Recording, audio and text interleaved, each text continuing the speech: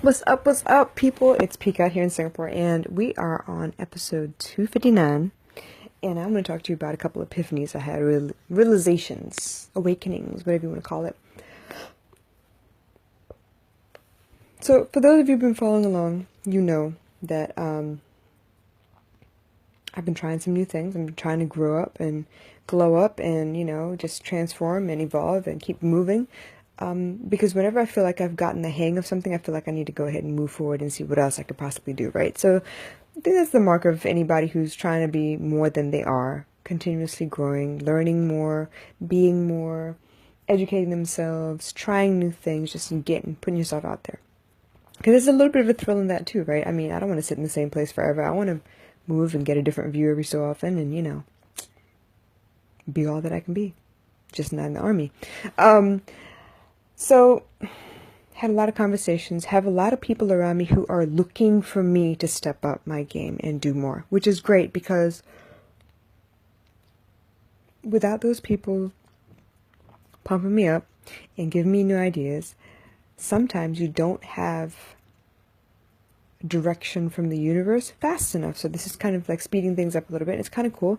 I'm enjoying it. So basically what it comes down to is I've realized that some of the things I've been doing don't work for me because my personality is not like that. Now, when I need to be, I can be in your face. But more times than not, I'm going to advise you. And then I'm going to step back because that's the kind of parent I am. I'm going to teach you something and I'm going to let you make the mistakes until you realize why I taught it to you that way and realize that maybe that way is probably the best way because I took into consideration who you are and how you process things. That being said, being being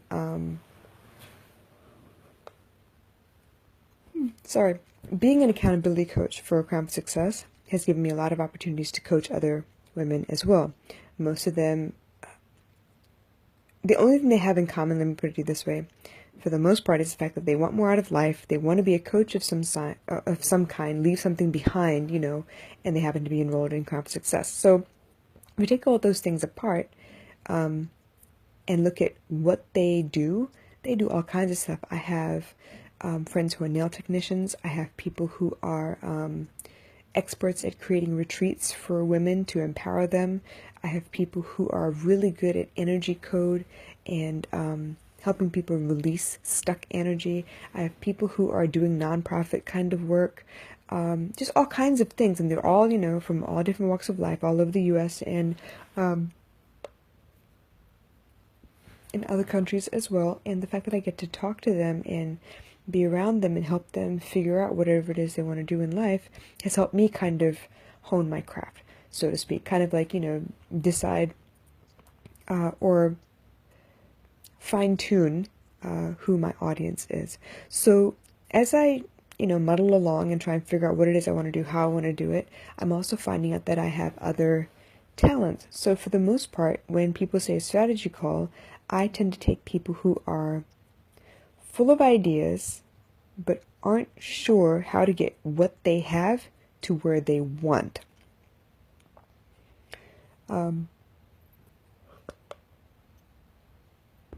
I feel like I have the ability to be able to calm their minds down so they can see it in baby steps.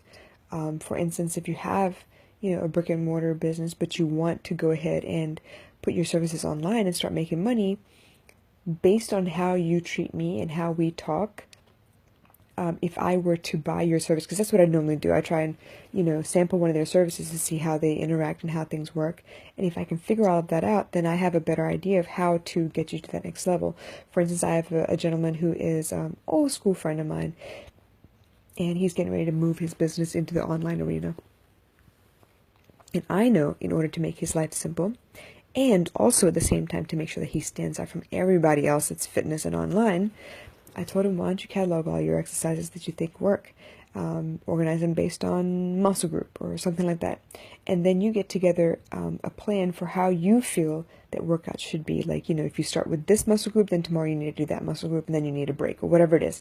So you organize all of that, and then you get the ability to personalize these workouts for these women. So once they answer a couple of questions, and I mean, I've helped him with that. Some of the questions include, what are your problem areas? What do you hate most that you want to change, that you think fitness could change? Sometimes it's weight in general. Sometimes it's, I don't know if you realize, for women, we have a lot of fat bulges around underclothes. So back bra bulge, side boob problems, armpit fat. There's a lot of fat that kind of like settles right under where your bra line would be. And then, of course, right above your underwear line, which is considered a muffin top. So all those little areas that really irritate all of us, because that means you need a girdle of some sort to kind of, smooth out all the lines, right? I feel like he could really tackle all of those things. But I mean, as a man, I need to be able to tell him, hey, these are the things that most people complain about. I know I complain about them. What can you do to help? So I feel like if he could organize and catalog all those things for his peace of mind later, it'd be really easy to just dig and pull and put together and serve it up. It's almost like cooking. You get all your ingredients together and you keep them in your cupboard, right? And when you're ready to cook, you kind of pull what you need, put it together on a dish, and it's done. So that was my idea for him. I thought it was pretty neat, and I think it will work. We just have to go through the processes. First thing, catalog. Second thing, try a couple people just to see if it works, and then fine tune the process. It'll be fine. I have another girl friend of mine who is nonprofit, looking to gain more followers is her biggest thing. She wants to gain more followers. And I know for a fact that the best way to do that authentically, and I'm not talking about go get a bot and then you can't do anything but post twice a day and you can't comment, can't like, can't do nothing. That's not really building a brand then. It's just getting followers for the sake of getting followers. Because people initially, yes, they look at how many followers you have. But those people who know better, the second thing they do is go through all of your posts, like the top 9 maybe, and look at how much interaction you have on your post. As in, how many likes versus how many comments. Get me? Yeah. So I told her, look, why don't you reach out to all the people that you already promote, the people that you love, the brands that you love. Reach out to them, see if they can actually offer you a situation where you can promote them, and then they can promote you back, and you can, collaborate and gain more followers. The other thing is to authentically just go out there and talk to a bunch of people. That's how you make friends, right? When you go to school for the first time and it's like a class of 20, the first thing you do is go smile at a couple of people, see who smiles back, and then you start a conversation. So just like that, just online. And yeah, some people are fake and some people aren't, but you don't know until you try. So you play the numbers. So what I'm finding is that's the way I like to help. And the people that I've reached out to, I reached out to based on what I saw they had.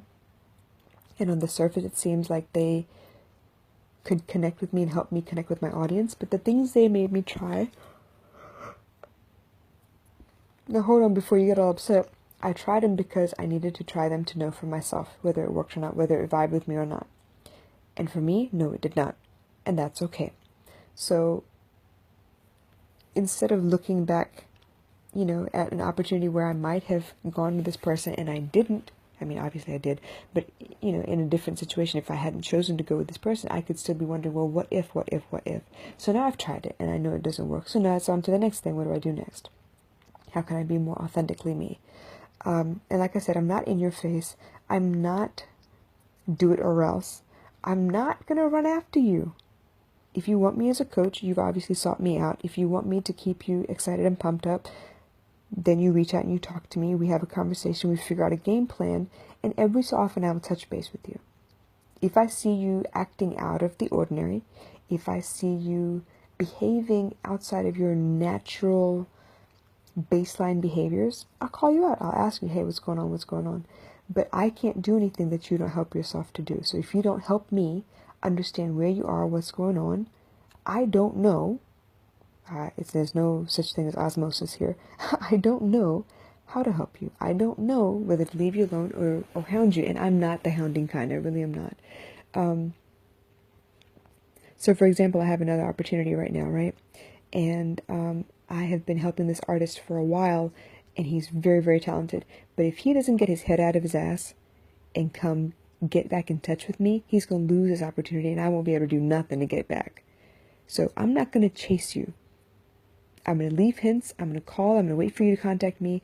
I'm going to leave you messages. But if you can't get back at me, honey, I'm sorry to say, I am not the one to nag.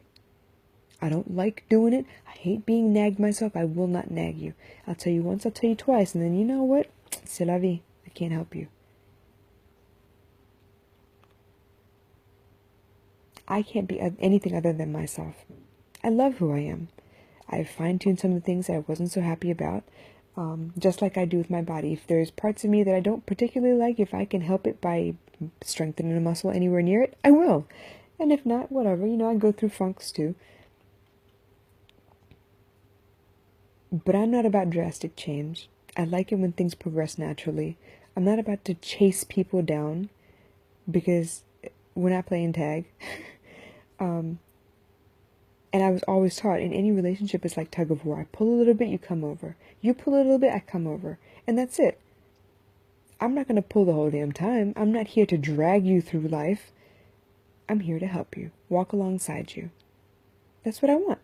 I want to walk alongside you. I want someone to witness my life. I want to witness a bunch of people's lives. I want to help, feedback, speak life into people. I want to help. I want to serve. That's what I was called to do. But the way I do it obviously has to gel with who you are. And if not, that's cool too. But in the meantime, I'm going to keep fine-tuning. I'm going to keep trying new things. I'm going to keep doing things out of the ordinary just so I can see what I can and can't do, what my limits are. What is authentic to me? What does not feel good? I honestly don't like telling everybody my business. If it's a bunch of strangers, I could care less. But if it's friends and family, I think twice, mostly because I don't want to hear their mouth. I don't want to live in a situation where I know that they're not happy with what I'm doing and then I continue to do it. It upsets me. So, if they ask, I will tell them. But until then, I'm going to do what I do. There's plenty of people out there who want me to help. And that's enough for me. Meanwhile, I did settle on the topic for American Real TV. So, 21 days, right? And today was day 2. And I was able to go ahead and get on there and start talking about the things that I have overcome based on the things that I have lived through. So, today I talked about being an introvert, extrovert, or ambivert. And now ambivert is a fairly new term. In the last couple of years it's popped up, mostly because there's so many more light workers coming to answer the call to serve. But I was able to, in 60 seconds no less, admit to the fact that I've moved all over the place, lived in different countries, learned different languages, always been the new girl, not completely fun. But because I lived through that nonsense, I was able to find a way to speak on common ground with anyone in the world. As long as we share, common language, I can get to know you and be your friend. It's no problem. Not a problem. I'm never scared. I'm not worried. I'm not intimidated by any means. It's very easy. Now, tomorrow, based on the fact that I still moved around, I want to talk to you about adaptability because I know that I've become really good at adapting, really good at adjusting, really good at fine-tuning who I am based on the things I like, because I had no choice but to reinvent myself constantly, because all I wanted at the time was to fit in. And now all I want to stand out. Funny, right? Anyway, well, that's basically where I'm standing right now. Major epiphany today. I feel really good about it because it's not causing me stress. I expect a certain amount of stress. I deal with a certain amount of stress every day, but it's not upsetting me to the point where oh my God, what if I don't do this? What if I don't do that? I'm not overthinking nothing. I'm just doing. I'm just being. I'm there. So I love that about this. I'm going to run with it. Part of the reason that I'm even telling you this is because if I forget, I can go back and listen to it. So document, don't create, because then it's very authentic. It's exactly what you're doing and what people need to hear, because they need that. They need to know that you've been where they are, or you've been somewhere close, and this is how you managed it. Maybe they draw inspiration from that. So if I reached even one of you today, I've done my job. But until tomorrow, I'm going to call it a night. I'll talk to y'all later. Bye.